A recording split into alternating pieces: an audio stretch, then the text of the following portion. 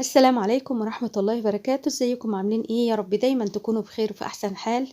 النهارده ان شاء الله هنعمل الطماطم وهنخزنها. طبعا الطماطم من الحاجات الاساسية اللي لازم تكون موجودة في البيت، يبقى سهلة معاكي لما بتخزنيها. بتطلعي الكيسة وتعملي اكلتك ما بتاخدش معاكي ثواني خالص. وكمان فرصة الطماطم بتاعتنا بسم الله ما شاء الله رخصت اليومين دولت وبقى سعرها حلو، كانت غالية الاول ب10 جنيه وب12 جنيه. دلوقتي ما شاء الله وصلت ل5 جنيه، الحمد لله ربنا يرخيها يا رب ويديمها نعمة علينا. احنا كده اهوت انا خزنت الطماطم بتاعتي، يلا بينا. وكمان هنعمل الكاتشب الجميل بتاع المحلات اللي بره اللي بنجيبه بقى بغالي، هنعمله في البيت بطريقة سهلة جدا وهتعجبكم. شايفين القوام بتاعه؟ اقسم بالله عايزة اقول لكم احلى من اللي بره كمان. طعمه بجد بجد تحفة. طبعا بنحط بقى على البطاطس المحمرة، على الفراخ، على اي اكلة بتحبيها. طبعا انا جايبه بقى كمية طماطم ما شاء الله، جبت بتاع 20 كيلو. الطماطم زي ما قلت لكم ب5 جنيه. هغسل بقى كل طماطمية كده بايديا وادعكها كويس تحت الحنفية. بعد كده بجيب الطماطمية واشققها نصين اتنين واشيل العين بتاعها. تمام. دعكيها بقى كويس جدا واشطفيها كويس تحت الحنفية. بتدعكي وبتشيلي بقى العنقود بتاعها كده وبتقسميها على اتنين، عايزة تحطيها سليمة ماشي حطيها مفيش مشاكل، بس اهم حاجة شيلي العنقود بتاعها.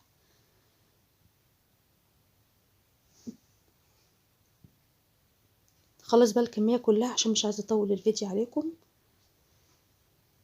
اهو شلت العنقود بتاعها كله. كده خلصت بقى الكمية اللي معايا، شطفتها كويس تحت الحنفية وبعد كده قسمتها نصين. هجيب بقى حوالي كوباية مية صغيرة واضيفها في كل حلة كوباية. تمام. كوباية من كوبايات الشاي دي كده كده هتنزل المية. هنسيبها بقى على النار لحد ما تستوي خالص، وكل شوية بنقلبها بنجيب اللي تحت فوق واللي فوق تحت عشان كلها تاخد سوا واحد وتستوي كويس. شايفين نزلت المية بتاعتها ازاي؟ كل بقى شوية كل شوية كده قلبيها. شايفين الطماطم بسم الله ما شاء الله حمرا وزي الورد. فرصة بقى هاتلكوا شوية اليومين دولت بدل ما تتجني تاني. الطماطم طبعا من الحاجات اللي مجنونة كل شوية بحال. اي نعم 5 جنيه غالية عليها برضو، بس الحمد لله احسن من 10 جنيه و12 جنيه.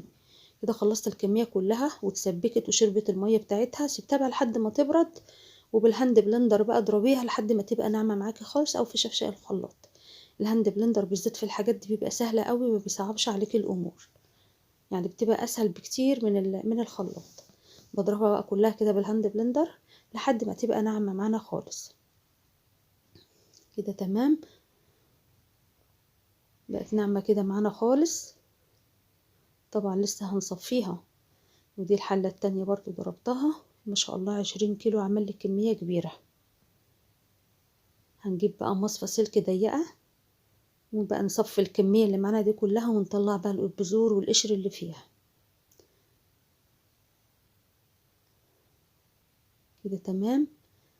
صفيت كل الكمية كلها ونقصت حوالي 2 كيلو في قلب الحلة اللي انتوا شايفينها. الحلة دي هنعمل الكاتشب بقى بتاعنا. فرصة بقى والطماطم رخيصة شوية، نعمل الكاتشب كده اللي عيالنا بيحبوه. معايا بقى حوالي 2 كيلو طماطم زي ما قلت لكم عصرهم. عليهم كوباية من السكر وكوباية من الخل ومعلقتين 2 كبار من النشا او معلقتين 2 كبار من الدقيق اللي متوفر عندك. معايا معلقة صغيرة توم باودر، بصل باودر، بابريكا، ملح، فلفل اسود، معلقة صغيرة من كل نوع. تمام.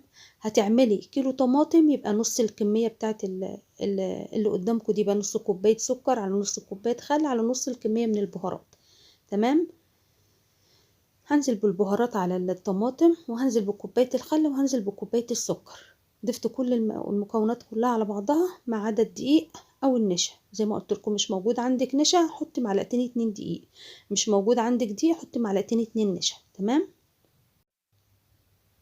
قلبيها بقى كويس جدا عشان كل البهارات دي تدوب معاكي في الصلصة قبل ما ترفعي على النار. لو لقيتي كتل كده من البهارات بظهر المعلقة وبظهر الاسباتيول كده، حاولي تبوشيها في الصلصة لحد ما تتأكد ان خلاص مفيش اي حاجة فيها، بترفعها على النار. شايفين ما عادش فيها كتل ولا كلاكيع ولا اي حاجة خالص. عشان لو رفعتها على النار كده على طول البهارات هتعمل معاكي كلاكيع. انا ضفت كل المقادير كلها على بعضها ما عدا الدقيق او النشا. زي ما قلت لكم لو مفيش دقيق بتحطي نشا، لو مفيش نشا بتحطي دقيق معلقتين 2. ارفع بقى الحلة على النار وهنستمر كده في التقليب فيها.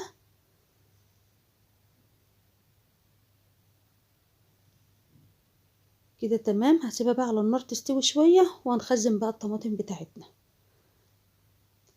هنجيب بقى عصير الطماطم، انا ما بضيفلهاش اي حاجة خالص. هنجيب بقى الطماطم بتاعتنا وخزني بقى الكمية اللي انت عايزاها بتكيسيها اهو. بطلع بقى الهواء وبرم الكيسة كده على قد الكمية اللي انت عاوزاها. تمام. طبعا بتعملي اي معيار بقى، عشان لو ايدك حطي مثلا كوبايتين في الكيسة، كوباية ونص، زي ما انت عاوزة حسب كمية الاكلة اللي انت بتعمليها اهو. اخلصها كلها بقى وارجع لكم نرجع برضو نبص على صلصة الكاتشب. كل شوية بتغلي اهيت لحد بقى ما تمتص المية اللي فيها، السوائل اللي بتبقى فيها كلها وتسبك معانا، يبقى القوام تقيل شوية. تمام. اهي بدأت تتقل معانا. هنجيب بقى أداة الربط بتاعنا اللي هو الدقيق او النشا. هنجيب معلقتين نشا او معلقتين دقيق، هضيف ربع كوباية مية وهقلبها تقليبة كويسة لحد ما الدقيق يدوب معانا. ما كانش عندي نشا حطيت معلقتين 2 من الدقيق، وبالايد التانية تحطي والايد التانية تقلبي. تمام. هتبدأ تعمل معاكي كتل صغيرة كده، تستمر في التقليب لحد ما تروح معاكي خالص. تمام. اهي راحت معايا خالص ازاي. طبعا تستمر في التقليب وتسيبيها بقى حوالي 10 دقايق كده تغلي مع نفسها على نار هادية. وكده خلاص بقى الكاتشب بتاعنا جاهز. هي ما شاء الله القوام بتاعها عايزه اوريهولكم. شايفين القوام بتاعها عامل ازاي؟ وكمان لما بتبرد بتتقل معاكي. عايزه اقول لكم اقسم بالله الطريقه بتاعته تحفه، انا بعتمدها على طول. تبقى حلوه وسهله. تروحي تشتري الازازه من بره بتبقى غاليه، وما نعرفش اصلا الطماطم مصدرها ايه ولا بتبقى شكلها ايه، على الحاجات اللي احنا بنسمعها وبنشوفها. اما تكوني حاجه من عمايل ايديكي ونضيفة بتبقي ضمناها، عارفة بتاكلي ايه وبتاكلي اولادك ايه. اعملوه في البيت سهل جدا جدا، ومقادير كلها موجودة في البيت. كده كمان الكاتشب اهو بعد ما برد ما شاء الله القوام بتاعه تحفة. جربوا بقى الطريقة ديت. لو عجبكم الفيديو بقى ووصلتوا لحد هنا، اوعوا تبخلوا عليا باللايك الجميل بتاعكم.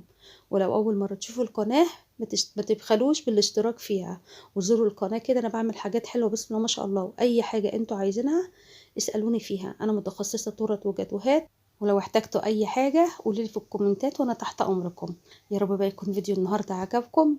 اول حاجة اوعوا تبخلوا عليا باللايك الجميل بتاعكم، ويا ريت بقى تشتركوا في القناة وخدوا جولة فيها كده. اشكركم على المشاهدة، والسلام عليكم ورحمة الله وبركاته. بحبكم في الله.